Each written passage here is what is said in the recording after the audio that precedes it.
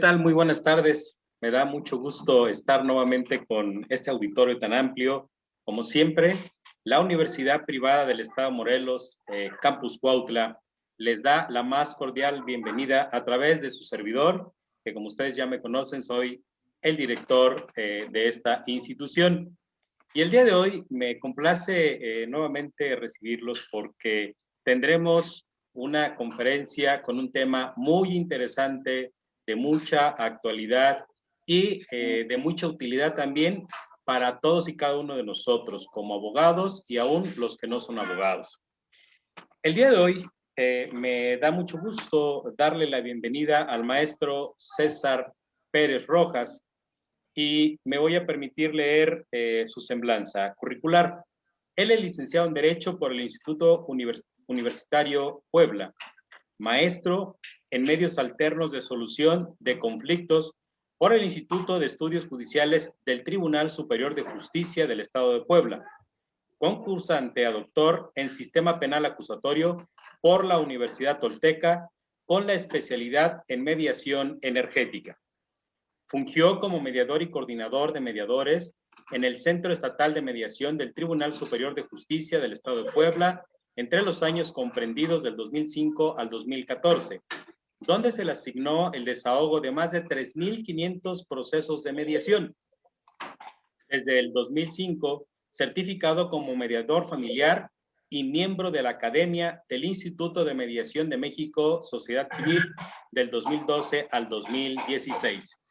Representante legal del proyecto Ciudad de la Ciencia. Actualmente se desempeña como mediador privado certificado con patente, consultor independiente en medios alternos de solución de controversias, mediador externo de la UNAM, se encuentra certificado en los estándares de competencia de conocer ECO 0076, evaluación de la competencia de candidatos con bases estándares de competencia, ECO 0619, solución de conflictos mediante técnicas de neuronegociación, S1038, intervención para la solución de conflictos. Certificado para implementar círculos restaurativos y especialista acreditado para desarrollar proyectos de prevención social de la violencia y la delincuencia. ¿Alguna duda? Te voy a buscar. Presidente nacional de la Asociación para la Resolución de Conflictos, ARCO AC, coordinador del Colegio Interdisciplinario de Desarrollo Humano y Medios Alternos de Solución de Conflictos, COTLI AC. Ha ejecutado programas, proyectos y capacitación para instituciones como la Suprema Corte de Justicia de la Nación, Ceneval, CONACYT, SEDATU, USAID, Avaroli, Consejo Nacional de Seguridad Pública, CETEC, Secretaría de Gobernación Federal, CEP Federal, la UAP, en 23 Tribunales Superiores de Justicia y Fiscalías de los Estados, Fiscalía General de la República, INACIPE, PEMES, FORTASEC, IMSS, Subsemun, Academia Nacional y Regional de Seguridad Pública, Secretaría del Trabajo y Prevención Social. Se ha desempeñado también como catedrático evaluador para certificaciones y sinodal para la obtención de grado en universidades y escuelas de la Universidad de Sonora, Universidad Autónoma Antonio Narro, la Benemérita Universidad Autónoma de Puebla, Universidad Autónoma de Colima, Universidad Tolteca, Instituto Universitario de Puebla, Universidad Sonos, Universidad Interamericana, Universidad del Real, Universidad del Valle de Tlaxcala y Fundación Técnica y Humanística de Tlaxcala, Instituto de Estudios Judiciales del Poder Judicial del Estado de Puebla, licenciado y magistrado José María Corte y Juárez y la Fiscalía General de la República, entre otras. Ha cursado diversos diplomas y estudios, entre los más relevantes están el Diplomado en Mediación Universitaria de Sonora e Instituto de Mediación de México, Diplomado en Mediación Familiar por la Universidad Complutense, por el Secretario Ejecutivo del Sistema Nacional de Seguridad Pública. Además, es especialista en Conversational Changing Specialist de Society of Neurolinguistic Programming, TM, del Tribunal Supremo del Poder.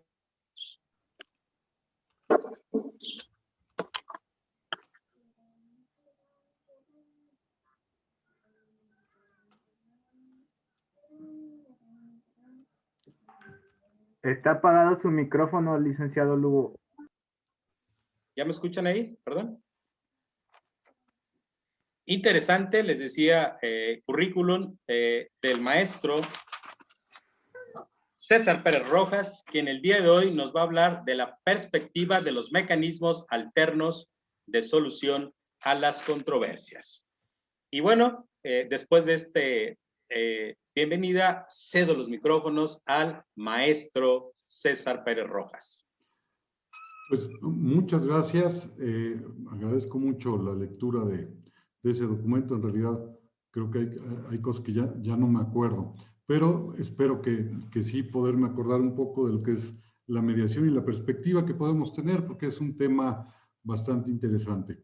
Me gustaría comenzar agradeciendo a la institución el hecho de haberme invitado, de poder participar en estos encuentros que en realidad son relativamente novedosos, ¿no? No estábamos tan acostumbrados a ellos y hoy, como lo estamos viendo, bueno, pues ya tenemos alrededor de 50 personas que están participando y seguramente en redes habrá mucho más. Entonces, me parece muy importante el poder compartir estos espacios y vuelvo a agradecer a la institución el hecho de que nos puedan invitar, de que nos reciban y de que puedan seguir con la labor de expandir el conocimiento, ¿no? En este tema, evidentemente, no hay tantos espacios y entonces, bueno, se vuelve para nosotros muy importante encontrar el espacio. Saludo a varios amigos que se están conectando, a la maestra Sharol y a varios amigos que están aquí. No quiero pasar de alto a nadie. Maestro, pues si me lo permite, me gustaría comenzar tratando de hacer una pequeña reseña. Si vamos a hablar de la perspectiva que existe de los medios alternos, me parece que sería interesante conocer cómo los medios alternos en México, relativamente nuevos, y cuando digo relativamente nuevos, porque es probable que ya en la década de los 90 empezamos a escuchar a personas o empezó a haber personas que hablaban de este tema.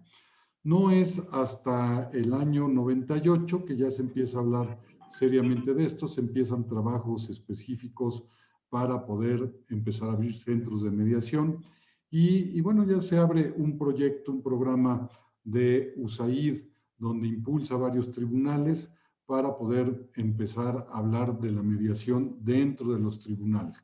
Podríamos decir que los primeros centros de mediación se abren en los tribunales, exceptuando el de Garza García en Nuevo León, que es el primer centro de mediación que se abre en un municipio, también en estos años, más o menos por ahí del año 2002, donde se abre el primer centro de mediación. Anterior a este, podremos decir que Profeco, bueno, pues tiene la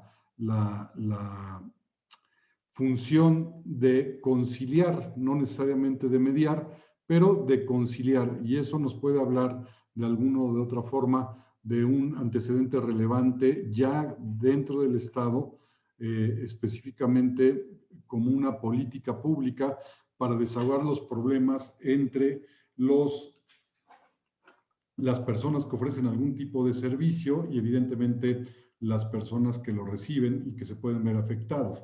Entonces ya se hablaba de la conciliación. Cuando ya hablamos de mediación, hablando de los proyectos de los tribunales, pues básicamente empezamos a hablar del área civil, familiar y mercantil. Posterior a esto viene justo el desarrollo de la CONAMED, ¿no? Que podríamos hablar de la mediación en el área sanitaria, es decir, la intervención otra vez de conciliadores para poder resolver asuntos cuando un usuario de los servicios médicos está inconforme o considera que se ha cometido inclusive algún tipo de delito en su contra. Bueno, pues ahí se puede desahogar esta opción de asistir a la CONAMED. Posteriormente, más o menos en el año 2008, empieza el tema de la reforma en el área penal y al mismo tiempo se empieza a hablar de la necesidad de incorporar en esta reforma los medios alternos. Y ahí hablamos primero de la mediación y la conciliación y posteriormente ya no en los diálogos para alcanzar la reforma, sino ya en la construcción del último proyecto o de la última, vamos a decir, pues sí, el último proyecto que es el que tenemos ahora en cuanto al sistema penal acusatorio, pues lo que tenemos es que ya aquí ya hablamos precisamente de los medios alternos para la solución de controversias en materia penal con una ley específica y que a partir ya del 2014, 2012 se empezó a abrir en algunas fiscalías, ya tenemos este servicio y ya tenemos una ley. Entonces, es muy importante tomar este referente porque estamos hablando de cómo se fue dando más o menos la historia de cómo ha crecido la mediación.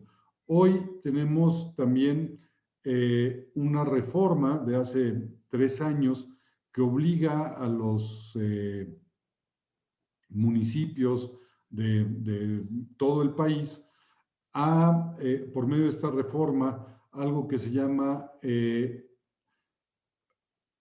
tiene que ver con el hecho de incorporar la mediación a través de la justicia cívica e itinerante.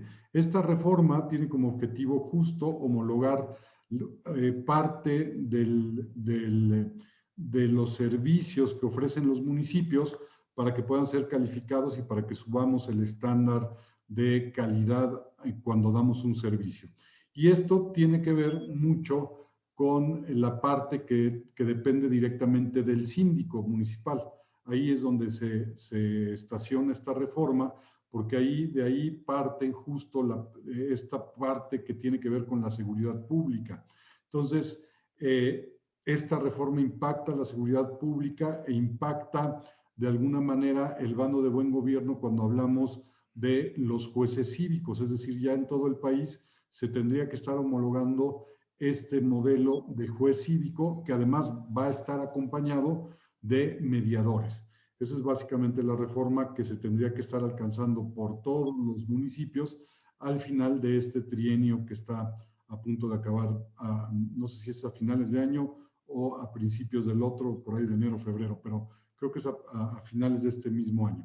Entonces, creo que es en septiembre, César. En septiembre, ¿verdad? Y entonces todos los municipios tendrían que alcanzar esta reforma. Esto se vuelve bien importante, bien interesante para los abogados que nos están acompañando. Se vuelve muy interesante porque este cambio en el municipio, fíjense, tiene que ver con pláticas que se dieron para mejorar el sistema penal acusatorio.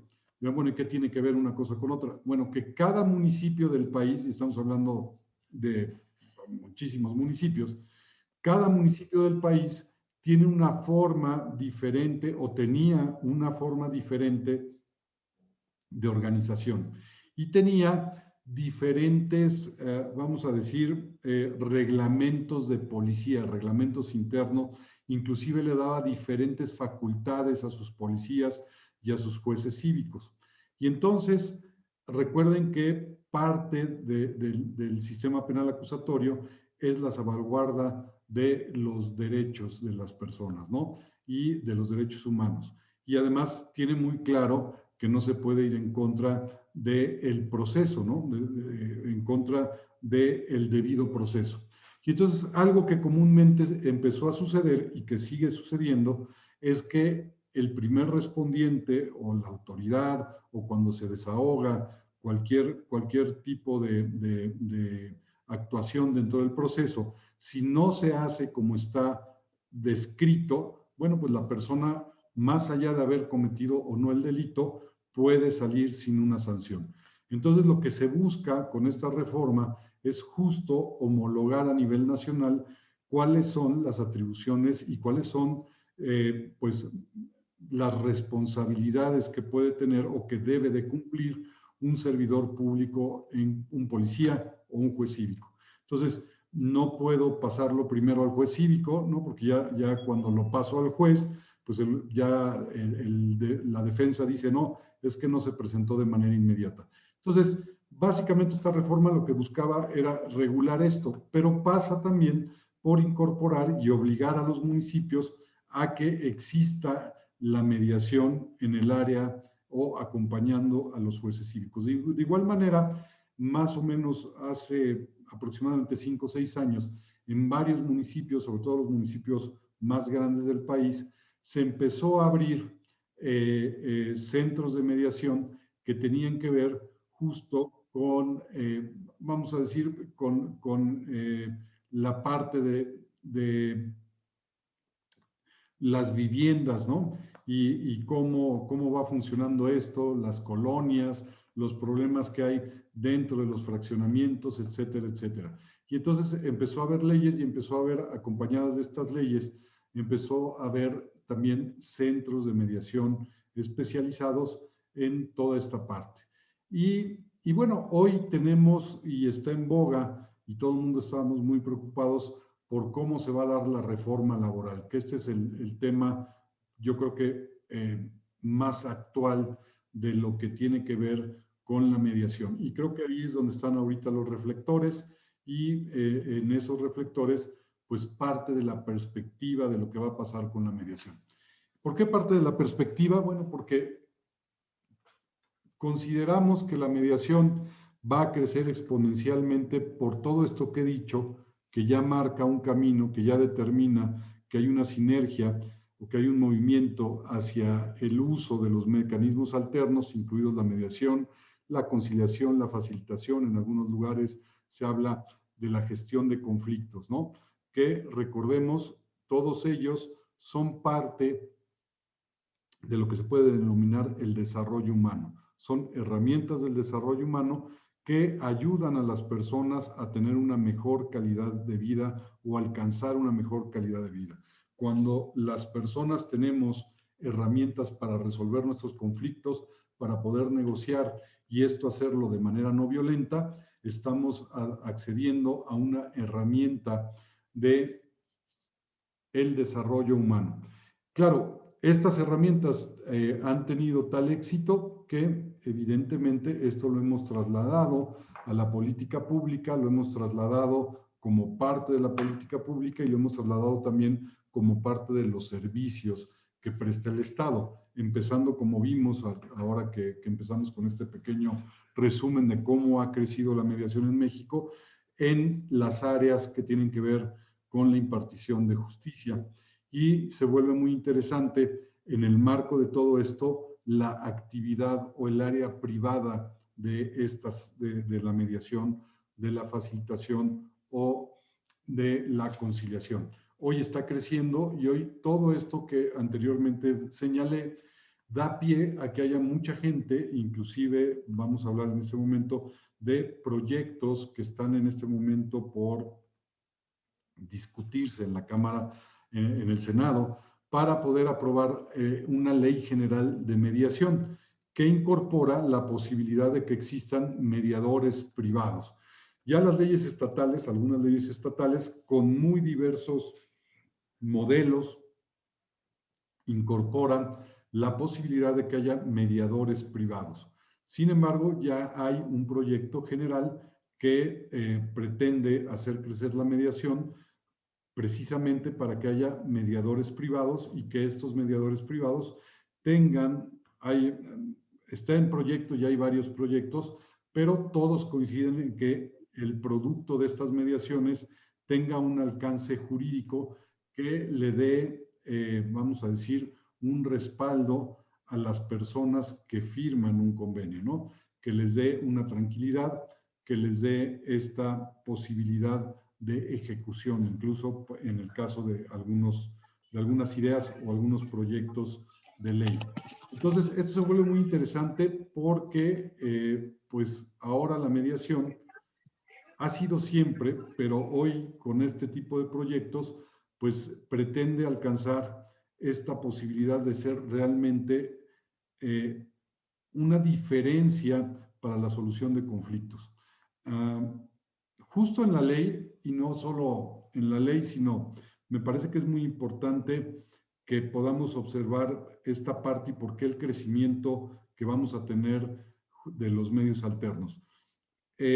Parte de lo que estamos seguros va a suceder o podemos analizar y va a suceder es que a partir de esta crisis sanitaria que tenemos, de la pandemia, del COVID, que nos ha llevado a un aislamiento forzoso va a haber una crisis económica. Esta crisis económica, bueno, pues ya la estamos viendo, inclusive pues la estamos viviendo, ¿no? La falta de trabajo, la pérdida de lugares de trabajo, y esto hace que haya una crisis económica y que esto se va a trasladar finalmente en una crisis social. Esto no es nuevo, esto es algo que ya se ha dado en la historia, no solamente de México, pero de todo el mundo, y han estudiado que esto invariablemente nos va a llevar a una crisis que al final, en el caso de la mediación o de lo que estamos hablando en este momento, de los medios alternos, termina por impactar en el sistema jurídico mexicano. Es decir, los tribunales, cuando menos desde mi perspectiva, se van a ver superados por la cantidad de incumplimientos o la cantidad de cuestiones que se tendrían que haber llevado a cabo y que no se van a cumplir, ¿no? De compromisos que se van a incumplir por ya sea la falta de trabajo, la falta de posibilidad de trasladarse, en fin, por cualquier razón. Y esto nos lleva a un escenario bastante interesante, por decirlo menos, ¿no? Podríamos verlo de manera negativa, pero hay áreas de oportunidad, y un área de oportunidad es justo la aplicación de los medios alternos. ¿Por qué? Precisamente por la flexibilidad, precisamente por esta parte de poder hacerlo desde un punto de vista mucho más personal cuando hablamos del área privada, ¿no? De los servicios privados de mediación.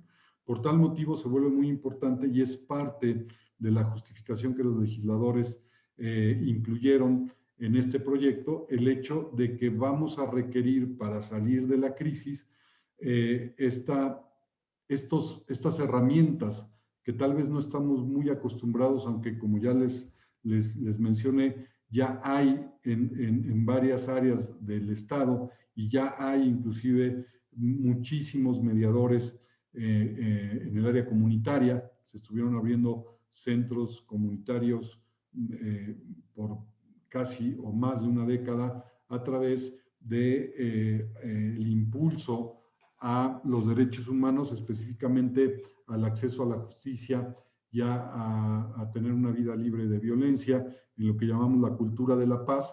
Bueno, pues México, por haber firmado ser parte de Naciones Unidas, tiene el compromiso y estuvo abriendo centros comunitarios y centros escolares de mediación, centros de mediación escolar o centros comunitarios de mediación, y como parte y acompañamiento de la implantación o de la promoción de la cultura de la paz en México. Inclusive tenemos la Ley General de la Prevención Social de la Violencia y la Delincuencia, que entre varios puntos, pero uno muy importante, nos habla del nivel de prevención donde las personas pueden solucionar su conflicto a través justo de la aplicación de los medios alternos, ¿no? Y eso es parte de la prevención.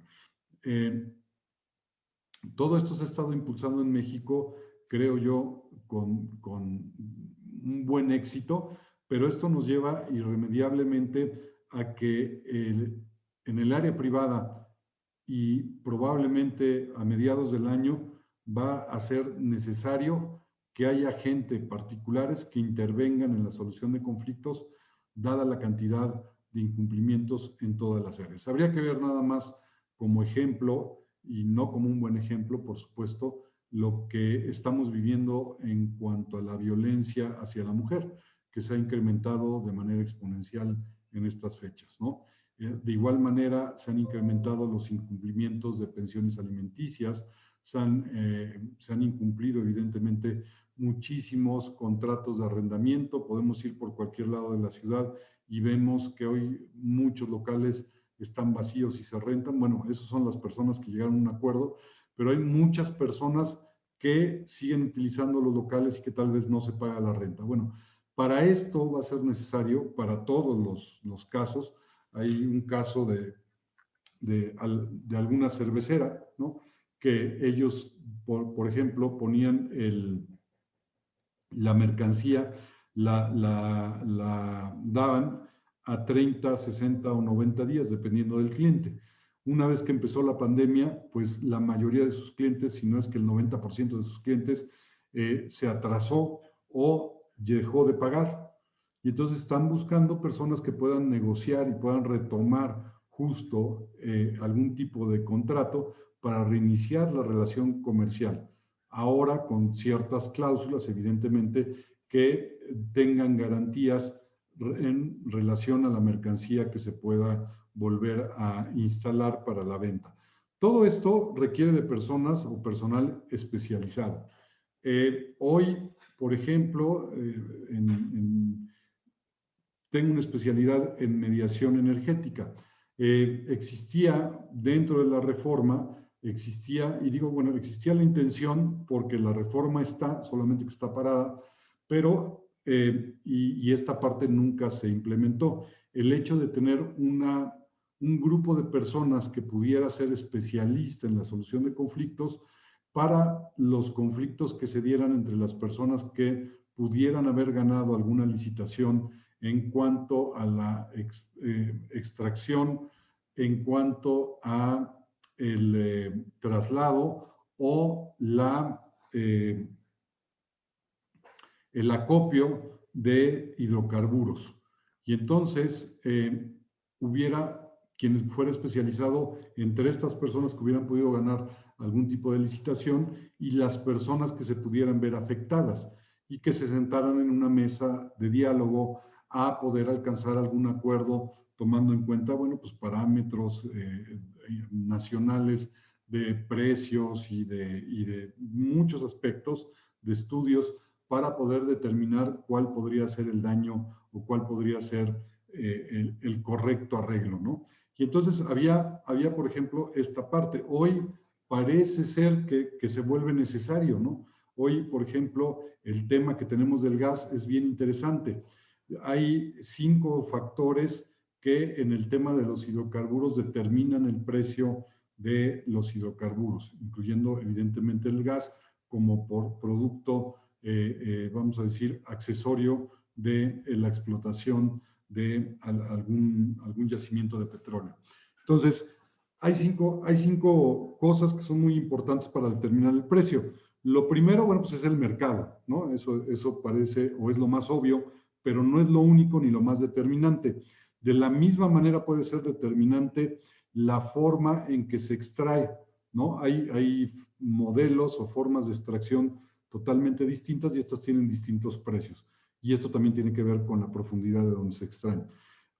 Otro factor que impacta es el factor de la tecnología que se utiliza para su transporte.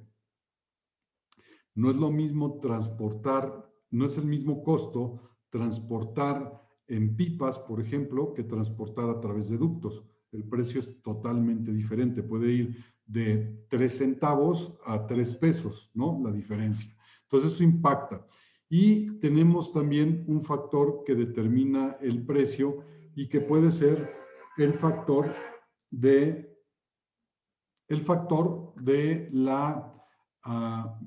acopio. México, por ejemplo, tiene las reservas, las más pequeñas reservas de petróleo o de gas del mundo. No estamos hablando de lo que está dentro de la tierra, sino los países que producen petróleo, que producen gas, normalmente tienen lugares donde lo que extraen lo guardan.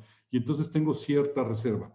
Para tener un ejemplo, Estados Unidos tiene 3 meses de reserva de petróleo. Entonces, por eso el precio del petróleo o el precio que le dan a Estados Unidos del petróleo, bueno, pues se estabiliza en el momento que ellos dicen, bueno, yo no tengo la necesidad de comprarte hasta dentro de 3 meses, además de que yo extraigo petróleo. México, por ejemplo, tiene 3 días de reservas de petróleo, o se calculaba, cuando menos cuando estudié, que tenía 3 días de reserva de petróleo. ¿Qué quiere decir esto? Que después de 3 días yo no tengo petróleo. Es el mismo caso del gas. En el gas, parte del problema es que no tenemos reservas de gas. Por lo tanto, en el momento que se congelaron los ductos de gas hacia México, pues se terminó la posibilidad de tener luz, ¿no? Casi de inmediato, porque la reserva no tenemos reservas en cuanto a tener almacenado gas como reserva, precisamente para una contingencia como la que acabamos de vivir. ¿Esto qué tiene que ver con la mediación? ¿No? Eso está interesante. ¿Qué tiene que ver esto con la mediación? Bueno, que como ejemplo, en relación a esto, no solamente hay una vía por la cual atraviesan los ductos, porque no se ha podido llegar a una negociación con el pueblo yaqui para tener otra línea que es mucho más corta para poder acceder a ese gas que se está importando, en este caso de Estados Unidos. Si tuviéramos esa línea, ese gasoducto, seguramente alguno de los dos no hubiera parado estos días. Pero lo que tenemos, porque no se pudo negociar en el lado de México con los yaquis, es que tienen que darle toda la vuelta al desierto para que venga en un solo gasoducto, que es justo el que se nos congeló. Entonces, esto es solamente un ejemplo de lo importante y lo trascendente que puede ser tener, evidentemente, gente especializada en el área de la mediación, en la posibilidad de negociar o solucionar conflictos. Solamente se los dejo como reflexión para aquellos que se quieran dedicar a mediar o que ya median y están viendo o pensando si el área privada puede funcionar o no. Yo les preguntaría, ¿cuánto creen que estarían dispuestas las empresas a pagar a una persona que pudiera resolver un asunto de estos? Y bueno, ya ustedes podrán imaginarse la cantidad que quieran. A lo mejor no es tanto, a lo mejor no lo sé, pero se vuelve muy interesante, ¿no? A mí me tocó participar en la liberación de alguna institución pública en la Ciudad de México que había sido tomada por un grupo de muchachos y también ahí fui como un consultor independiente. Y evidentemente lo que les estoy diciendo es el área de oportunidad es muy, muy grande. Hoy, por ejemplo, entiendo que se han contratado negociadores incluso para la liberación de carreteras. Entonces esto se vuelve muy interesante. ¿Y quién son? Pues mediadores privados, ¿no? Que tienen los conocimientos y que pueden demostrar los conocimientos a través de sus estudios o a través, escuchen esto, a través de sus certificaciones. ¿Cómo sé o cómo puedo saber que la persona que me está ofreciendo este servicio cuenta con las habilidades, los conocimientos y las destrezas para llevar a cabo un procedimiento de estos? Bueno, pues la única forma que tengo para poderlo saber es evidentemente que me muestre algún tipo de certificado de estudios o una certificación. Y hoy, dentro de todo esto que estamos hablando, también está creciendo y va a crecer durante todo el año el área de la certificación de Conocer. Conocer es una entidad, es el Consejo Nacional de Normalización y Certificación de Competencias Laborales, perteneciente a la SEP, y que dentro de los estándares de competencia, un estándar de competencia es un referente de las actividades, las destrezas y los conocimientos que tiene que tener una persona para realizar cierta actividad. Y en estos estándares de competencia tenemos al menos tres, que podríamos identificar que se pueden usar para la resolución de los conflictos. Uno es en orden ahorita les voy a dar la matrícula, en el orden de la matrícula puede ser el 619, que es un estándar que se refiere a la resolución de conflictos utilizando herramientas de neuronegociación. Y este estándar de competencias define, o no define, sino este estándar de competencias describe las actividades que, de acuerdo al estándar, debe de realizar. En este caso, habla de un mediador, un conciliador, facilitador, negociador o gestor de conflictos para la solución de conflictos, ¿no? Y nos habla de las etapas que todo el mundo conocemos, nos habla, esto no todos los modelos lo tienen, pero nos habla de la premediación, nos habla de la exploración, nos habla del cuéntame, nos habla más o menos de esta etapa. Digo más o menos porque utiliza palabras específicas del estándar, pero abarca exactamente lo mismo. Y llega a un convenio. El convenio, el estándar de competencias, también nos determina qué es lo que tiene que llevar, por ejemplo, el documento con el cual abrimos un expediente, el documento que llamamos invitación, el documento que llamamos algunos aceptación del servicio las voluntades en algunos casos también le decimos, y el documento que llamamos convenio. Todos estos documentos y algunos otros también están determinados por el estándar. ¿Qué es lo que deben de llevar? La fecha, el día, la fecha donde se firma, la firma del facilitador, la firma de las partes, en fin, en el caso de la invitación, bueno, pues el lugar y la fecha donde se hace la invitación, el lugar y la fecha donde se va a llevar a cabo el desahogo de la invitación, el motivo o la descripción de qué es la mediación, en fin, cada estándar de competencia tiene sus particularidades, pero lo que determina es que podemos o certifica que tenemos las habilidades, destrezas y conocimientos para poder llevar a cabo esta mediación, conciliación o en el caso de facilitación, como es el caso de las fiscalías. Tenemos el estándar 1038, ya les mencioné el 619, tenemos el estándar 1038. El estándar 1038 igual se refiere a cómo se va a desahogar aquí habla de un proceso de solución de conflictos. Y nos marca exactamente de manera particular, pero nos marca otra vez los elementos, la preparación del lugar donde vamos a trabajar, que se encuentre correctamente iluminado, que tengamos, bueno, no siempre tenemos en las instituciones agua, pero bueno, aquí en el estándar nos dice que tenemos que tener para poder ofrecer agua, que tengamos, no sé, que tengamos, por ejemplo, hojas blancas o una libreta o un blog para que le podamos ofrecer a las personas y puedan escribir, para que no nos interrumpamos, etcétera, etcétera.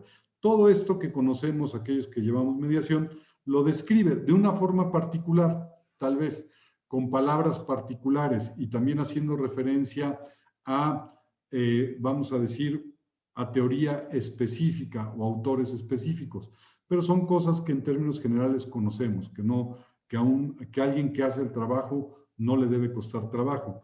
El trabajo probablemente será utilizar la nomenclatura de cada uno de los estándares, pero de ahí en fuera habla exactamente de lo mismo. Y por último, tenemos el 1250, que nos habla del desahogo en el área laboral, el desahogo de la conciliación laboral.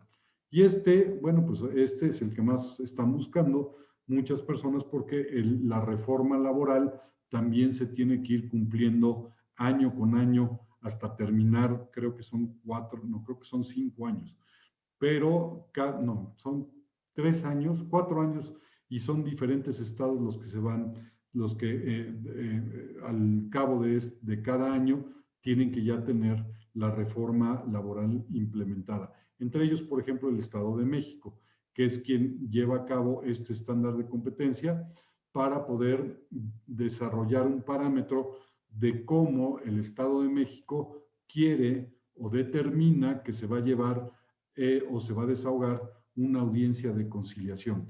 De la misma manera, viene justo cómo se lleva a cabo, cómo se prepara, cuáles son los pasos, cuáles son incluso las herramientas, ¿no? Esto que hablamos de la posibilidad de hacer preguntas, de hacer parafraseo, de diferentes herramientas que se pueden usar. Los diferentes estándares van determinando algunas de ellas. Y bueno, esto en el marco de lo que ya existe. Pero hablando del proyecto de ley de mecanismos alternos de solución de controversias o de mediación general, ¿no? La Ley General de Mediación, ahí también nos habla de todo esto y nos hace referente a 3 categorías de mediadores: las personas que pueden ser registradas, vamos a decirlo así, como mediadores, que puede ser un mediador que hace mediación, pero a lo mejor no me puede demostrar que estudió mediación, pero él dice que hace mediación, o lo que estudió no tiene necesariamente una categoría o no puede ser, no tiene un valor curricular, por así decirlo, ¿no? Pero sí hace mediación comunitaria y tiene un curso de mediación comunitaria. bueno, ellos podrían estar en esta categoría. Tiene una segunda categoría donde dice que están las personas que están certificadas. Y entonces habla de todos aquellos mediadores en funciones o no que trabajen para el Estado o de manera privada que tienen algún tipo de certificación. Es decir, podrán demostrar que tienen estudios, que cuentan con estudios, habilidades o destrezas que les permiten ser llamados mediadores o facilitadores o conciliadores, ¿no? Que son las tres. En el caso de la ley, determina estas tres, vamos a decir, actividades. Y que el tercer parámetro al cual se refiere son a los mediadores autorizados o acreditados, creo que es autorizados. Y autorizado se refiere a que estando certificado, cubre los requisitos para poder estar autorizado a llevar a cabo mediaciones privadas que alcancen la categoría y que los convenios, producto de estas mediaciones, alcancen la categoría de cosa juzgada. Esto no es menor cosa para los compañeros que son abogados. Bueno, pues saben y creo que sería muy interesante el hecho de que yo tuviera la posibilidad de firmar convenios con la categoría de cosa juzgada. Esto abriría mis perspectivas de trabajo, pero más allá de eso, eso es en lo particular. Pero en lo general lo que se está pretendiendo es que haya personas que puedan intervenir en los conflictos, solucionarlos de manera definitiva y darles a las personas la seguridad de que el compromiso que se adquiera para la solución de conflictos, si es inmediato, pues da por concluida evidentemente cualquier tipo de conflicto, pero si es en parcialidades, por decir algo, bueno, pues esto le dará a las personas que ese compromiso se tendrá que cumplir por esta categoría de cosa juzgada. Esta misma ley habla en los artículos transitorios, en el séptimo transitorio, de que se tomarán en cuenta, mientras la nueva entidad que se encargue de regular todo esto no expida o no alcance o no tenga un estándar de competencia propio, se reconocerá los estándares de competencia que existen en cuanto a conocer y las certificaciones de las entidades gubernamentales de cada estado. Aquellos que estén con una certificación vigente, de manera automática, esta se les será reconocida y tendrán que presentarse a una nueva recertificación en el momento en que ya exista algún parámetro por parte de esta oficina que se pretende lleve a cabo este trabajo de, vamos a decir, de control, de administración o de, vamos a decir, de poder registrar a los mediadores. Entonces, hay hoy muchísima gente que está buscando obtener una certificación por este motivo. Y es algo que me parece correcto porque siendo una entidad que está hecha para esto, que está diseñada para esto, es la homologación de criterios. Hoy lo que tenemos es 32 criterios diversos para poder certificar, 32 formas distintas de certificar. Si habláramos de las fiscalías, pero se vuelven otras 32 si hablamos precisamente de los tribunales, pero se vuelven otras 400 si hablamos de los DIF, ¿no? El Sistema de Desarrollo para la Familia. Bueno, pues los DIF, por ejemplo, hoy empiezan a tener otra vez mediadores y ellos también están tomando sus propios parámetros para certificar. Si a eso le sumamos los centros de mediación municipales, pues a lo mejor estamos hablando de tal vez, a lo mejor hasta 500 formas distintas de determinar si alguien es mediador o no. Y a eso le podemos sumar maestrías, les podemos sumar especialidades, les podemos sumar ya doctorados, incluso hay 2 o 3 carreras que se refieren a la mediación o a la solución de conflictos de alguna manera. Y entonces, bueno, pues hay un montón de cosas que no están homologadas. Y en cambio, el conocer, pues bueno, sí nos puede llevar a esta homologación para saber si alguien cuenta con estas, vamos a decir, aptitudes, con estos conocimientos que le permitan llevar a cabo esta actividad de la solución de conflictos. Para todo esto se vuelve muy importante dividir la mediación en dos partes, que normalmente no lo vemos dividido. Cuando yo trabajo para una institución, normalmente lo que adquiero como conocimiento es la unidad del servicio de mediación. Pero para los que nos están escuchando, los amigos que están con nosotros, ya 90 personas aquí en el chat y bueno, en el Zoom, pues en la sesión, y no sé cuántos estarán en el Facebook Live, pero seguramente serán mucho más. Eso podrá ser muy interesante. La correcta forma de acceder a los medios alternos al proceso de mediación, desde mi perspectiva, es separar. Una cosa es el proceso de mediación, el proceso para poder lograr que dos personas puedan resolver una diferencia, construir incluso opciones para poder resolver una diferencia, negociar en un momento dado sus intereses y necesidades, poder ubicar estos intereses para poder satisfacer sus necesidades. Y otra parte que deberíamos de ver de manera independiente, probablemente en el mismo curso, pero de manera independiente, son justo los alcances legales. Es decir, después de llegar a un acuerdo, lo que tengo que construir con esa información es un convenio. Un convenio que es el que le va a dar certidumbre a las partes de lo que están pactando, de lo que están comprometiéndose. Y entonces es lo que me ayuda justo a tener un proceso que tiene un éxito, ¿no? Porque ya las personas se pusieron de acuerdo, construyeron la forma e hicieron los compromisos para llegar a una solución y luego tienen un documento que representa esos compromisos. Y ese documento es el que tiene un valor judicial o jurisdiccional o un valor jurídico, ¿no? Mientras yo le otorgue un valor jurídico, como puede ser esto de tener la categoría de cosa juzgada, bueno, pues las personas tendrán mayor certidumbre del cumplimiento de ese convenio. Ahora bien, recuerden que yo puedo hacer un convenio que tal vez no alcance esa certidumbre, pero sí vincula, ¿no? Hay un reconocimiento de que se debe, etcétera, etcétera. Y ya con eso podemos empezar un proceso judicial, pero lo óptimo sería alcanzar esta categoría de cosa juzgada a través de poder ser mediadores privados certificados.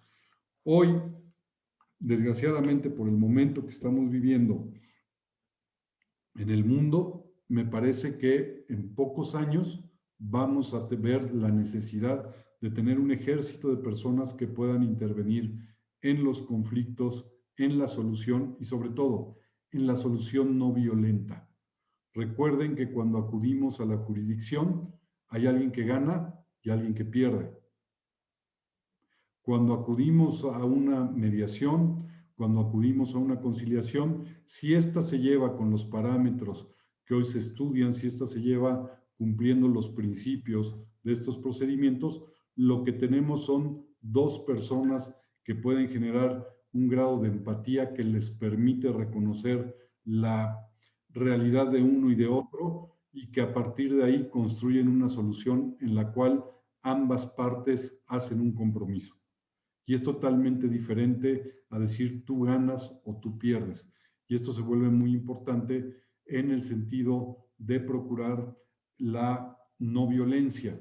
Y eso es parte justo de la cultura de la paz, ¿no? Recuerden que el marco de todas estas herramientas es la cultura de la paz, donde México, por supuesto, es parte y debe ser promotor de esta cultura de la paz y que se ve reflejada en México a través de la Ley General de Prevención Social de la Violencia y de la Delincuencia, donde nos marca justo el uso de los medios alternos en toda la parte que tiene que ver con los procesos judiciales. Bueno, en este caso hablamos específicamente en materia penal, pero que da pie también a que tengamos medios alternos en otras áreas.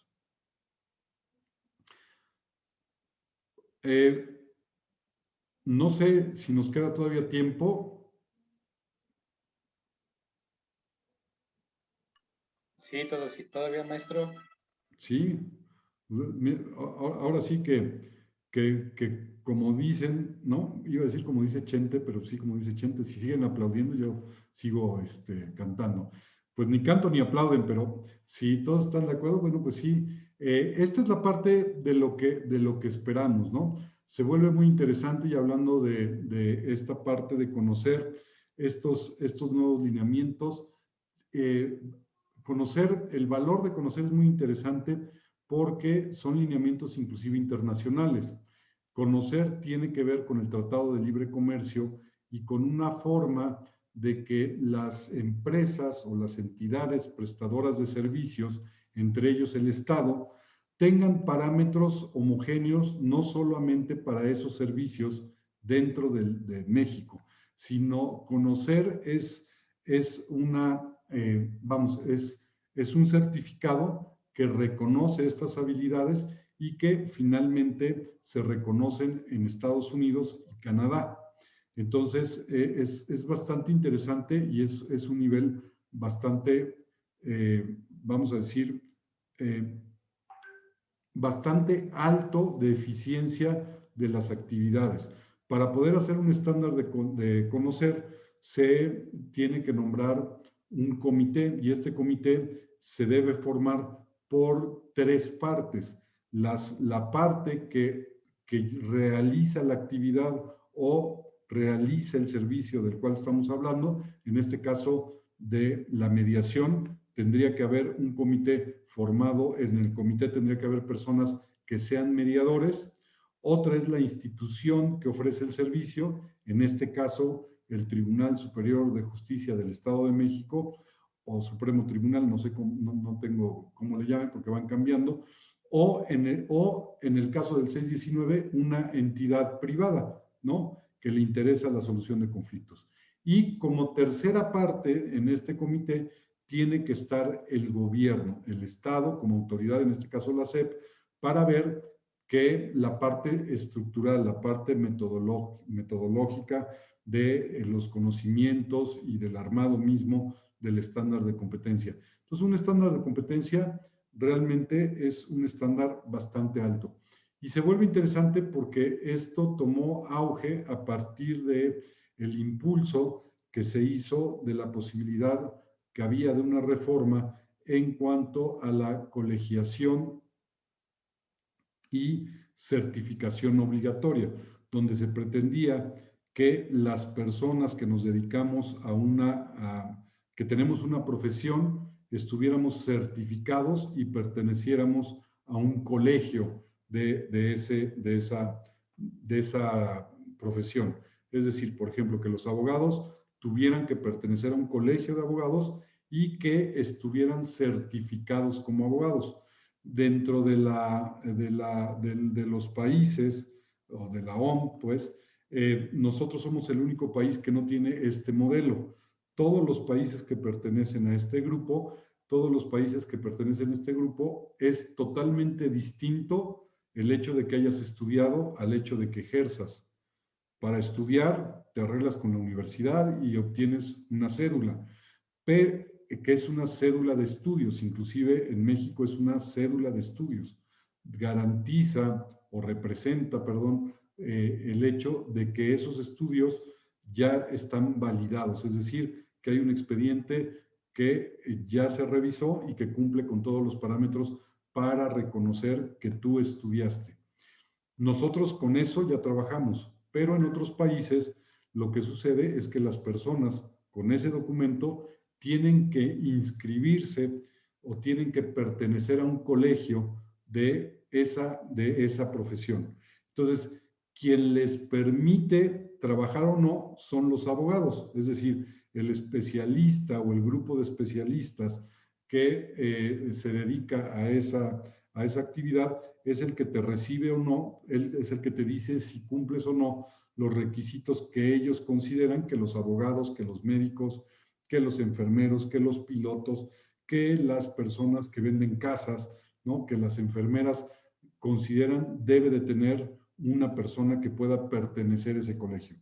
Y después debes de certificarte con aquellos conocimientos, tal como lo dice conocer, con esos conocimientos, actitudes y destrezas que se necesitan para realizar esa actividad que tú estudiaste. Entonces, se vuelve muy interesante. Esa reforma no se alcanzó por diferentes cosas, pero finalmente lo interesante es que sí hizo que se impulsara conocer. Ya les mencioné, bueno, no les mencioné, creo que esto lo mencioné antes de que empezáramos, que conocer es uno de los proyectos de la SEP que me parece que no ha tenido una afectación en cuanto al presupuesto, que incluso su presupuesto ha crecido y que muchas de las actividades que el gobierno en este momento el Estado mexicano está realizando van a tener que certificarse. Por ejemplo, voy a decir algo diferente y totalmente fuera de lo que estamos hablando en este momento, y por ejemplo, las personas que atienden en el DIF a mujeres que han sufrido violencia, ya en este momento en algunos DIF, y es un parámetro nacional, deben de tener el estándar de competencia para la atención a víctimas de la violencia. Justo para estar seguros que la persona que va a atender a una mujer que ha sido víctima de violencia sepa y conozca los protocolos. De igual manera, en este momento el INACIPE a las personas que tratan o las personas que sí que tienen un trato dentro del proceso con un menor, con un adolescente, tienen que cubrir el estándar de competencia en ese sentido, precisamente para tener un especialista que conozca los protocolos. De igual manera, tenemos un protocolo para las víctimas que han sido, el de Estocolmo, ¿no? Las víctimas que han sido las víctimas de un secuestro. Bueno, ya hay estándares de competencia en la aplicación del protocolo de Estambul, perdón, Estocolmo, de Estambul, justo para que la persona que atiende sepa y ya probó, ya comprobó ante un tercero, porque aquí es donde se vuelve interesante, no es una institución, sino es una serie de instituciones y lo que vale la pena del criterio es justo el estándar de competencia. Tiene que demostrar y tiene que hacer un examen de esos conocimientos. Entonces, eso entre otras cosas, ¿no? La Guardia Nacional en este momento, bueno, desde hace 2 años, empezó a meter estándares de competencia y hoy creo que son como, no sé si son como 46 estándares de competencia que tiene la Guardia Nacional, que va desde el uso de la fuerza, la detención, cómo se debe poner no se llama retén, pero bueno, un retén, etcétera, etcétera, que justo lo que hacen es buscar una homologación y un estándar que eleve la calidad y que eleve el servicio que se está pretendiendo dar, ¿no? Entonces, el estándar de competencia me parece que dentro de las perspectivas de los próximos años es lo que nos va a permitir hacer crecer la mediación. Por supuesto, estamos en la espera de la aprobación de esta Ley General de Mediación. En el transcurso de la discusión de esta ley se presentaron, al menos que yo conozco, otros 2 proyectos de ley, uno en la Ciudad de México, bueno, de Martín Batres, pues metió un proyecto o una propuesta diferente y que es más parecido, que se parece mucho a la reglamentación que existe para los medios alternos en la Ciudad de México. Y de igual forma, la CONATRIF hizo una propuesta de ley que evidentemente se parece a las leyes que tenemos que regulan los centros de mediación adscritos a los tribunales. Y entonces, bueno, pues nada más que en federal. Y entonces ahí está ahorita la discusión de si la mediación,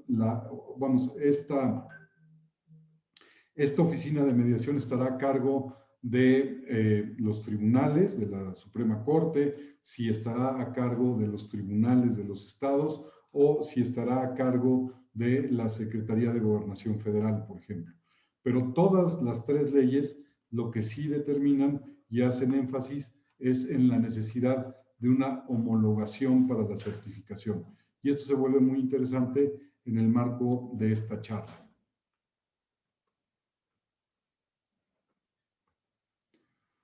Maestro, quedo a sus órdenes para... Sí, adelante. Muy interesante, César, esto de lo que nos has hablado por cuanto a la mediación y al nuevo rumbo que se le está dando y la importancia de la misma, a pesar de que pues ya llevamos más de 10 años, ¿no? Y Sí. aún así, pues todavía mucha gente desconoce el tema, no nos conoce, ¿no? El Centro de Justicia Alternativa que se encuentra dentro de la fiscalía o el centro de mediación por parte del tribunal o ya algunos que se están dando de manera particular en el estado de Morelos, pues todavía son desconocidos, ¿no? Y eso que ya llevamos 10 años, más de 10 años en el tema, ¿no? Claro. Pero me parece súper importante esto que mencionas ahorita de conocer y ojalá se le dé el auge que en verdad necesitamos para solucionar conflictos de manera pacífica, ¿no? Sí, yo creo que esa es la perspectiva que tengo, el crecimiento, pero sobre todo esta parte de poder acceder a conocer para poder, de manera particular, yo poder decir que estoy certificado por el gobierno federal a través de la SEP como una entidad federal que tiene un valor, ¿no? Y un reconocimiento, y que yo he ya pasado por esta certificación, por lo tanto, tengo un documento que demuestra que tengo estos conocimientos, habilidades y destrezas para desarrollar una mediación, ¿no? Entiendo que hay otros parámetros, me queda muy claro que los tribunales y las fiscalías tienen sus propios parámetros, pero aquí estamos hablando de la mediación fuera del tribunal, de la mediación fuera de las fiscalías. Y entonces, el parámetro general que tenemos, pues es este del que hemos hablado, independientemente de que también me queda claro que algunas legislaciones hablan de mediadores privados. Sin embargo, aquí dejo esto para la reflexión. No sé si están hablando de mediadores privados dentro del ámbito de ese tribunal. Voy a volverlo a decir. No sé si el ámbito del tribunal alcanza para que me prohíba o no mediar en mi casa. Me queda claro que a lo mejor no vale mi convenio en su jurisdicción, pero no sé si alcanza para mediar o no en mi casa. Bueno, lo dejo como reflexión. Ya sé que esto es muy polémico, pero las certificaciones o las leyes son respecto de la mediación en el tribunal, la mayoría, y habla justo de cómo el tribunal pretende regular la mediación privada. Ok, la mediación privada que meto al tribunal, pero no mi actividad como mediador fuera de. Esa es una perspectiva personal y lo dejo ahí como reflexión, porque eso se vuelve muy interesante. ¿Hasta dónde alcanza esa ley para regular la mediación? ¿Qué es lo que está regulando? ¿Realmente la mediación o el proceso de desahogo, no, ni siquiera de desahogo, regulando el proceso que puede llevarse para la ejecución de un convenio, que son dos cosas diferentes? Y ahí tenemos diversos caminos, ¿no? Buenas tardes. Buenas tardes. Soy la maestra Norma Villanueva, directora de una secundaria pública. Yo creo que ha de pensar, bueno, ella es educadora y está estudiando Derecho. De alguna forma creo que como docentes nos afecta mucho, en este caso, el abrir la boca cuando eres directivo, cuando eres docente, cuando te quieres poner al igual con las demás personas de un alto nivel. En este caso nosotros, o en lo particular yo, creo que la sociedad tiene ciertas desconfianzas con los tribunales, con los ministerios, y aparte de eso existe una confusión de que si el mediador es el facilitador, de que si esto puede ser el arribo a la solución de un conflicto, de que si el mediador tiene la autoridad para poner un acuerdo o solo asiste al proceso. Sí. Creo que ese tipo de palabras trae consigo confusión, aparte, aunado más que nada a esto, la desconfianza que existe hacia los poderes. Sí, Norma, me parece más bien muy interesante que estés interesada en esta plática. Espero que haya sido de tu agrado la plática, porque no estamos hablando, fíjate, justo esto que mencioné al final, no sé si es una cuestión que deba estar regulada por un ente del Estado o más bien el poder de la mediación es justo la voluntad de las partes, que no tiene nada que ver con un proceso judicial y que no tiene nada que ver con, vamos a decir, con la formalización. Eso puede verse aparte, pero en realidad las personas que asisten o que participan de una mediación van a solucionar su conflicto a través de cosas distintas, justo lo que estás diciendo, a través no de una autoridad, sino a través de su voluntad, ¿no? Y yo, vamos, el facilitador o el mediador va a estar ahí para poder, y por eso le llaman facilitador. Aquí, Norma, no me lo tomes a mal, parece chiste, de hecho, pudiera ser un buen chiste, pero te voy a preguntar, Norma, porque tú tienes el micrófono abierto. En México, ¿cómo le decimos a los tortilleros? Perdón, ¿cómo se llama la persona que hace tortillas? Tortilleros. ¿Y el que hace pan? Ya lo dijiste. Panaderos. ¿Y el que hace mediación? Pues yo le llamaría de acuerdo a donde se vaya la balanza, ¿no? Claro, pero se tendría que llamar mediador. Fíjate que sucedió algo muy Sí es. interesante. Pero En aquí, algunos... perdón, aquí hay tres cosas que Sí. se confunden. Eh, El mediador, el facilitador y el Voy. conciliador. Esas tres son Voy a eso. En relación a la actividad que hace el mediador, en español, lo más lógico es ponerle mediador. Sin Sí. embargo, en la teoría, y si leemos un libro en inglés, ya habla de mediador en algunos lados, pero la mayoría de los libros que hablan de este proceso, hablan de un facilitador de la comunicación. Ujú. Y entonces ahí es donde viene, en la traducción, es muy probable que viene esta confusión. Y en la primera etapa de la implementación de la mediación, siempre hablamos de mediador, nunca hablamos de facilitador. Justo cuando incluimos la mediación o los medios alternos dentro del proceso penal, es cuando ya tenemos una controversia. Porque fíjate, ¿qué hace la persona que hace mediación? Pues se debería de llamar mediador y ahí queda, pero en realidad se debería de llamar facilitador. La persona que hace conciliación, pues, cómo se debería de llamar? Conciliador, ¿correcto, Norma? Ahora, abre tu micrófono porque esta es la respuesta más importante. Y entonces te voy a pedir que me digas, ya cuando pasamos al sistema penal acusatorio, me digas cómo le deberíamos de llamar correctamente, si es así lo que venimos diciendo, cómo le deberíamos de llamar a la persona que hace una junta restaurativa. Una junta restaurativa está restaurando el conflicto. Entonces, ¿cómo se Pero debería de una llamar? junta restaurativa, esa frase no existe. O La sea, junta restaurativa es lo que dice, bueno, a ver, justicia restaurativa. El que hace un proceso de justicia restaurativa, ¿cómo se debiera llamar? no. Justiciero restaurador. Y ahí es donde ya nos metimos en un problema. Y entonces, ahora resulta que sí nos vamos al libro, y entonces lo que dice el libro es que esa persona no es un justiciero restaurador, sino se le reconoce como el facilitador del proceso.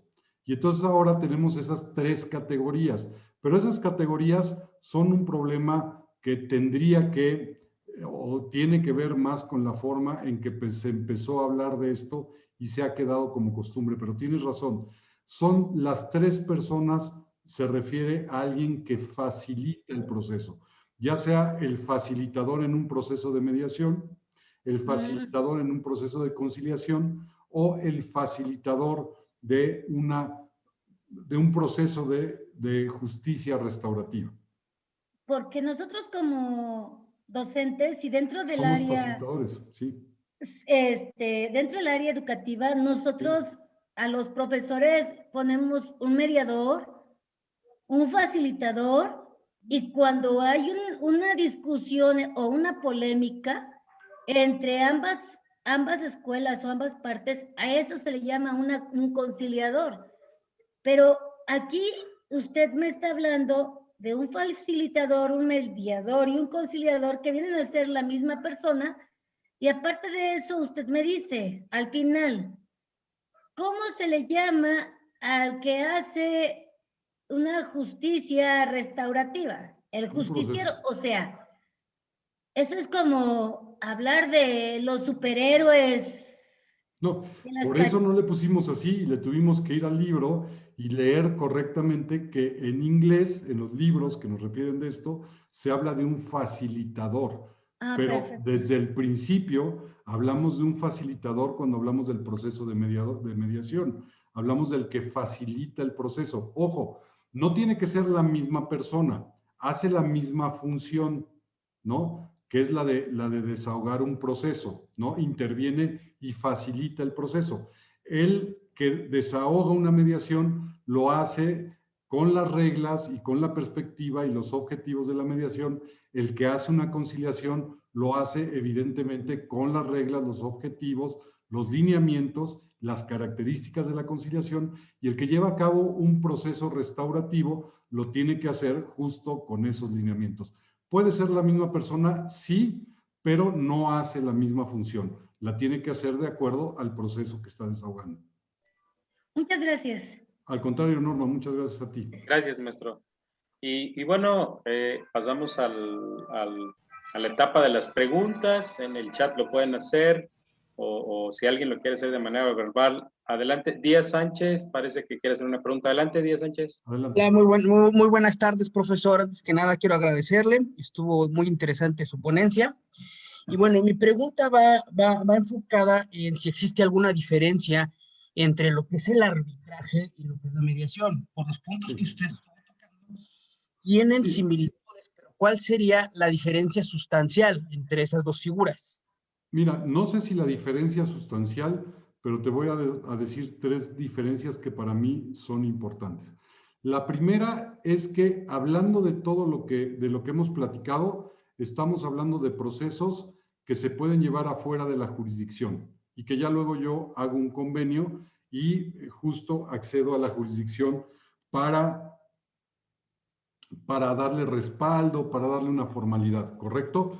Pero los puedo llevar fuera de la jurisdicción, es decir, yo puedo llevar una mediación respecto de una deuda que alguien tuviera contigo, llegamos a un acuerdo y si te paga, se extinguió la deuda y no tuve que acudir y no se firmó nada más que tal vez un recibo, ¿no? Entonces, esa sería una característica, ¿no? Que en los medios alternos puedo o no ir. ¿Cuál sería la diferencia con el arbitraje? Que el arbitraje es una figura jurídica. No puede haber, o sea, vamos, el arbitraje se puede llevar de manera particular, pero el arbitraje supone la elaboración de un convenio de acuerdo a la ley que la reglamenta, en este caso de la ley civil o mercantil o de alguna ley internacional que me permita darle validez luego sí en privado a ese arbitraje. Entonces ahí estamos hablando de una figura absolutamente legal. Esa sería la primera diferencia. La segunda diferencia es que los medios alternos de los cuales hablamos, mediación, conciliación, las juntas o, bueno, los programas restaurativos, como puede ser una junta restaurativa, los círculos, en fin, todos los mecanismos alternos de solución de conflictos son, vamos a decir, las personas son las que se ponen de acuerdo. Y hay autores que hablan que en el arbitraje, si bien puede estar contemplado, una de las diferencias, que es lo que estás preguntando, es que ahí no, las personas no se ponen de acuerdo, sino es el árbitro el que define. Entonces es heterocompositivo desde esa perspectiva. Y la mediación, la conciliación, las juntas restaurativas son autocompositivas, porque la persona que interviene no define ni construye, ni opina, en el caso de la conciliación es diferente, pero tiene que ser bajo criterios objetivos, lo que se va a resolver.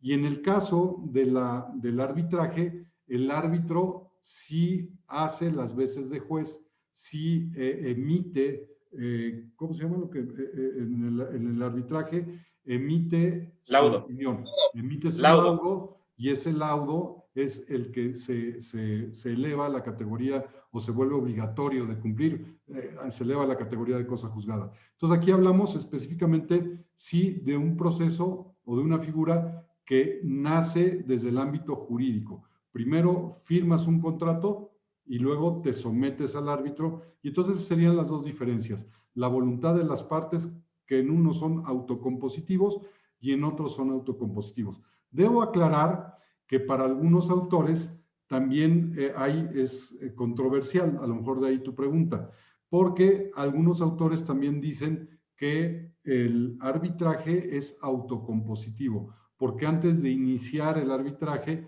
las partes tuvieron la voluntad de firmar el convenio para someterse al arbitraje. Y bueno, eso es una discusión, pero hablando de las diferencias, como lo preguntaste, para mí serían esas dos diferencias. Muchas gracias, profesor. Otra pequeña pregunta. Bueno, en el arbitraje existen el de estricto derecho y en el de amigable composición. Sí. Al final se llega a un laudo y en el caso de que una de las partes incumple, pues ya por eso está un juez que llega con el laudo. En la mediación, ¿quién tendría esa fuerza o cómo poderlo decir, esa capacidad coactiva para poder hacer cumplir el convenio de mediación? Ahí es donde se vuelve muy importante esta, vamos a decir, calidad que puedes obtener cuando eres un mediador privado, pero que esté reconocido en este caso por el tribunal, porque quien te da esa categoría es el tribunal. Por lo tanto, dependiendo de cada legislación, vas a tener una forma de que el tribunal califique o autorice los convenios, y que estos convenios puedan ser en su momento elevados a la categoría de cosa juzgada, etcétera, etcétera, ¿no? Cada legislatura puede ser diferente. Ojo, una de las características de todo esto nos dice que son cosa juzgada. Por más que sea cosa juzgada, apunten esto, y también si quieren lo discutimos en otro espacio, pero por más que diga que se elevan a la categoría de cosa juzgada, si tú no tienes la técnica de redacción y si tampoco preveíste el hecho de que tuviera cláusulas de ejecución, podrá tener la categoría, pero no tiene los elementos para hacer justo lo que acabas de decir, coercitivo, porque el juez no puede ejecutar algo que no está descrito. Gracias. Muchísimas gracias, profesor. Gracias, maestro. Galileo, ¿quería hacer una pregunta? Sí, maestro, buenas noches. Nada más para corroborar, ¿sí me escucha? Bastante bien, adelante. Ok, perfecto. Me presento, Galileo Martínez, licenciado. Nada más, soy litigante. Tengo una serie de dudas que no me quedaron muy claros. La primera de ellas, ¿cómo pretenden lograr un parámetro del que hablaba usted a nivel nacional, desde luego frente a ante las legislaciones y desde luego con los bandos de policía y buen gobierno, ya que usted hablaba de municipios?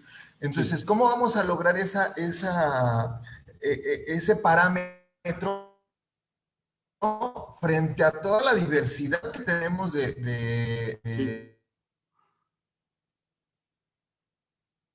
Ok, me queda muy claro que es un mediador que se homologa y que tiene el carácter de cosa juzgada, lo acaba de decir vos. Pues Me, sí, ok. me parece, o a lo mejor ahí me perdí. ¿A No, dónde no, quiero ahorita te aterrizarlo? hago la Si es aclaración, un, sí. si es un mediador y lo homologamos, ¿cómo va a quedar la apelación?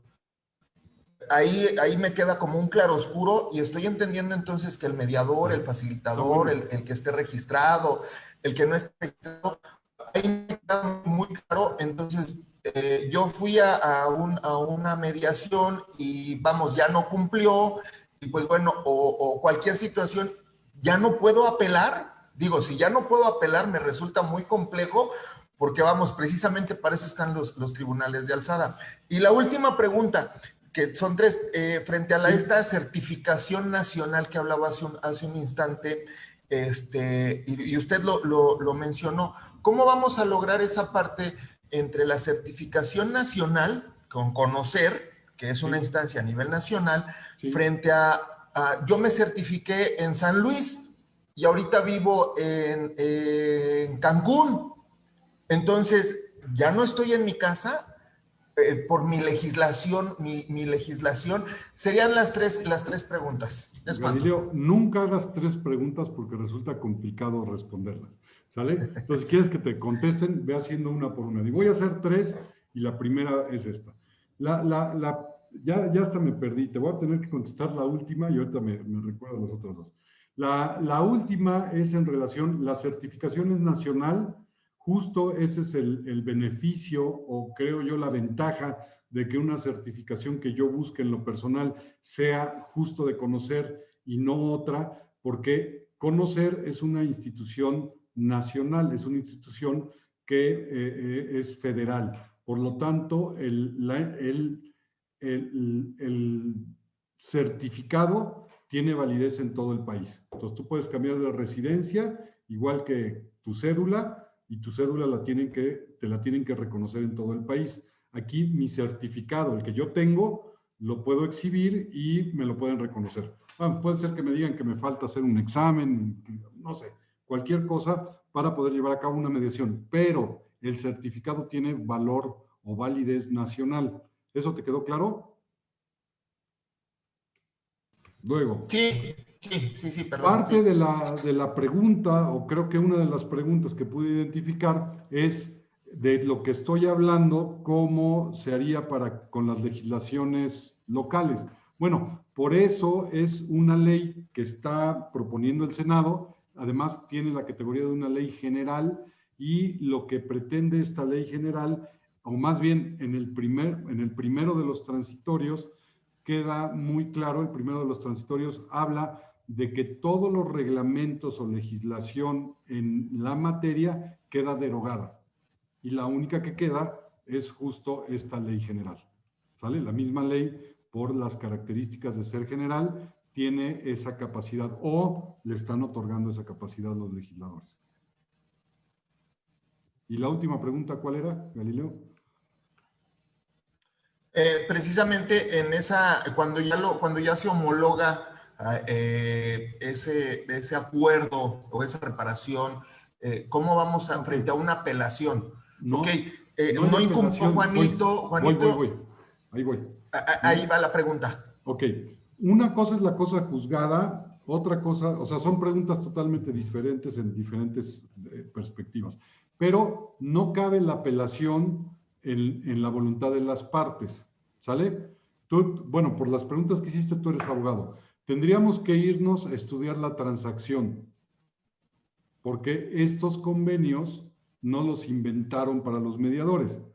Este tipo y todo lo que hablamos en cuanto a los convenios tiene que ver con una figura que ya existe, que son los contratos y la transacción. Entonces yo no puedo apelar, yo puedo decir que no es mi firma, ¿ok? Puedo decir que me engañaron, pero cuando se logra probar que fue tu voluntad y que estuviste ahí, no hay apelación en ese sentido. No sé si eso contesta tu pregunta y si tiene que ver con lo que querías preguntar.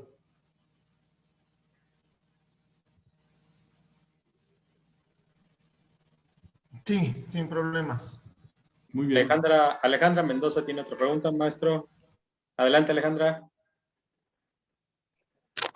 Buenas noches y muchas gracias por la ponencia. Antes que nada, está muy interesante para mí. Y yo quisiera preguntarle, ¿qué importancia tiene la mediación en el derecho penal? Bueno, la importancia de la mediación es que es parte del proceso, es decir, está descrita como parte del procedimiento, ¿no? En todos los protocolos y todas las autoridades se supone, más bien, no se supone, todas las, ¿cómo le llaman? Todas las personas que participan del proceso penal, todos los actores del proceso penal están obligados en los protocolos a ofrecerte la posibilidad de desahogar un mecanismo alterno. Desde el policía hasta el juez, todos tienen la obligación en los protocolos de cada uno de los participantes del proceso penal acusatorio, tienen la obligación de ofrecerte los mecanismos. Luego, ¿cuál es la importancia? Yo creo que es de vital importancia. Ojo, aquí habría que ver si se está cumpliendo o no con el deber ser. Pero si se cumpliera con el deber ser al 100%, la importancia de la aplicación de los medios alternos es desahogar a los ministerios públicos de tal manera que solamente se ocuparan los recursos que ellos tienen para la investigación de delitos graves. Y todo lo demás tendría que desahogarse, o se pretende se desahogue a través de un mediador, a través de un conciliador, de un facilitador.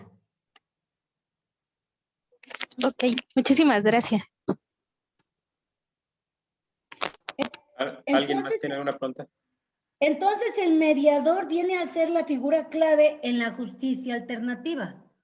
En la justicia alternativa, definitivamente, el facilitador, mediador o conciliador, ya hablamos que lo puedes llamar de cualquiera de esas tres formas y nos referimos a la misma, vamos, a la misma actividad, por así decirlo. Sí. Bien, ya quedó muy claro ahora sí. Gracias. Ahora, todo lo que he dicho, no me crean. Ya esta es mi perspectiva. A ustedes les corresponde contrastarla, investigar y verificar si lo que yo he dicho es correcto. Puede haber claros oscuros, pero eso ya es una circunstancia de cada vez que escuchen a alguien, no le crean, no me crean. Hay que salir e investigar. ¿Sale? Buena recomendación, maestro. Efectivamente, un buen proceso de mediación, nos dice Zenaida, nos lleva a lograr convenios eficaces entre las partes. El objetivo de la mediación en ningún caso debe ser el ejecutar este convenio por vía judicial, por supuesto, porque esa es la parte más importante, ¿no? Interesante ponencia, maestro César, y reafirmar la importancia que tienen estos mecanismos alternativos de solución a las controversias que de alguna forma han sido olvidados en México y en diferentes legislaciones, ¿no? Poco se voltea a verlos, a pesar de ser una herramienta muy útil precisamente para solucionar e incluso para descargar la carga judicial que tienen los tribunales superiores de justicia. Un tiempo estuve encargado de la Procuraduría de la Defensa del Menor y la Familia y era tan importante porque llegamos a hacer más de 10,000 convenios en un solo año en esta labor, junto con las personas que trabajan conmigo, puras mujeres me tocaron en aquel entonces y gran apoyo y caminamos muy bien en esa parte. Por eso a mí me interesa mucho este tema y reafirmo que es algo tan importante, no solo para el Tribunal Superior de Justicia, sino también para la idiosincrasia del mexicano, ¿no? Descargar un poquito esa parte y de alguna forma someternos y cumplir, porque eso es lo que nos hace falta en muchas ocasiones. Y tener palabra, decían nuestros antepasados, ¿no? Mi palabra vale y con eso es suficiente de que voy a cumplir. Agradecemos la ponencia y también me permito, maestro César Pérez, presentarle a la maestra María Elena González López, quien es la dueña del Colegio Cristóbal Colón, la presidenta del Consejo de Administración, quien el día de hoy también nos acompaña escuchando estas ponencias y aprendiendo de todo lo que usted nos ha mostrado el día de hoy. y quien quiere referirle unas palabras. Muchas gracias, mucho gusto. ¿Qué tal, maestro? Buenas noches, me da mucho gusto saludarlo. Le agradezco mucho su conferencia, su amena ponencia, la voluntad que lleva usted a compartirnos este tema, pues es la voluntad de la conciliación, la voluntad del encuentro de las partes, la construcción de acuerdos, según lo entendí. No soy abogada, soy historiadora del arte, y por eso me he puesto todo el tiempo que estoy escuchándolo a querer aterrizar los conceptos que usted nos compartió, hablando de mediación, de no violencia, de cosa juzgada, pues a otro terreno, que es el terreno de la cultura. Ya sabe que usted, sabe usted que uno siempre jala agua para su molino. Me llevó a pensar en los asuntos de la Agenda 2030, de la UNESCO, de los 17 puntos o objetivos para el desarrollo sostenible. Y esto significa el desarrollo sostenible, pues la forma en que vamos a sobrevivir. No hay manera de pasarle la estafeta a los que vienen, no hay manera de sobrevivir, no hay manera de conservar el planeta Tierra con gente sana en todos sentidos, y también en este momento me estoy refiriendo a la salud mental, si no pensamos en que la justicia tiene que tener otros modos, y como decía Rosario Castellanos, otro modo de ser. Debe de haber otro modo de ser en esta tierra, decía Rosario Castellanos, que además es una mujer muy maltratada por su pareja, pero que siempre estuvo muy de acuerdo y muy consciente de los derechos de la mujer. Y aquí me permito saludar a la maestra Carol Wall, que le agradezco mucho que ella nos haya ayudado a coordinar esta conferencia, a quien saludo con mucho afecto. Debe de haber otro modo de ser en el mundo, y no es a través de las controversias.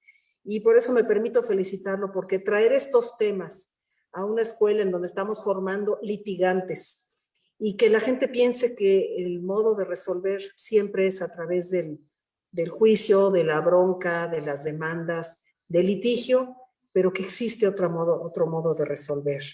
Pues son 17 estos objetivos, y uno de ellos, el objetivo número 16, es cultura de la paz, justicia y la creación de instituciones sólidas.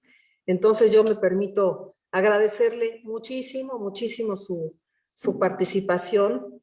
Me gustaría volverlo a invitar, ya nuestros dos queridos profesores, el licenciado Alfredo Cortés Lugo y Carol Wall, se pondrán de acuerdo con usted, y si usted nos acepta próximamente ampliar el tema, porque me parece importantísima esta forma alternativa de pensar la justicia. Y también pues quiero otorgarle un reconocimiento virtual, que si usted nos permite también se lo imprimiremos y se lo haremos llegar, y dice: la Universidad Privada del Estado de Morelos, Campus Cuautla, otorga el presente reconocimiento al maestro César Pérez Rojas por su destacada participación como ponente en el ciclo de conferencias virtuales 2021 con el tema Perspectiva de los mecanismos alternativos de solución a las controversias en México. Y firma el licenciado Alfredo Cortés Lugo. Pues muchísimas gracias. Muchísimas gracias. Y pues quiero hacer un comentario a esta intervención, porque efectivamente creo que tendríamos que dejar muy claro, o tener muy claro, que es distinto solucionar un conflicto que solucionar una causa legal. Son dos cosas que no tienen que ver una con la otra. Y cuando soluciona un conflicto, puede ser que esté solucionando una causa legal, pero cuando soluciona una causa legal, no quiere decir que se extinguió el conflicto. Y la violencia muchas veces viene de ahí. Puede ser que yo tenga una sentencia, pero las partes no resolvieron el conflicto. Entonces hay que dividir los temas, hay que dividir la visión de esto. Una cosa es resolver conflictos y otra cosa muy distinta es resolver causas penales o jurídicas. Maestro, muy atinado su último comentario, efectivamente, y esto es parte de la vida de los abogados, ¿no? Sí. Siempre comentar que podemos ser parte precisamente de la solución de la causa legal, pero el conflicto seguramente entre las partes, y algo que queda fuera del alcance precisamente de los abogados, es que todavía va a existir. No tenemos control precisamente sobre el temperamento de las personas. Agradecemos infinitamente, muchos comentarios de agradecimiento, excelente disertación por muchas personas. De verdad, muchísimas gracias, maestro César Pérez, y también agradecemos a todos aquellos que nos han seguido ya por varios meses a través de las redes sociales, a través precisamente de estos medios electrónicos, hoy en tiempos de pandemia. Estén atentos, el próximo mes ya también tenemos nuestra próxima conferencia lista, y bueno, seguramente, maestro César, invitarlo a que nos acompañe nuevamente en otra ocasión, ampliar este tema tan importante. Y maestra Sharon, también te agradezco el interés y participación con esta casa de estudios, que el día de hoy se complace en esta conferencia con la disertación del maestro César Pérez. Muchísimas gracias a todos. Buenas noches. Muy buenas noches. Muchas gracias. Buenas noches, muchas gracias, maestro. Seguimos Siempre pendientes. va a ser un gusto tenerte, César.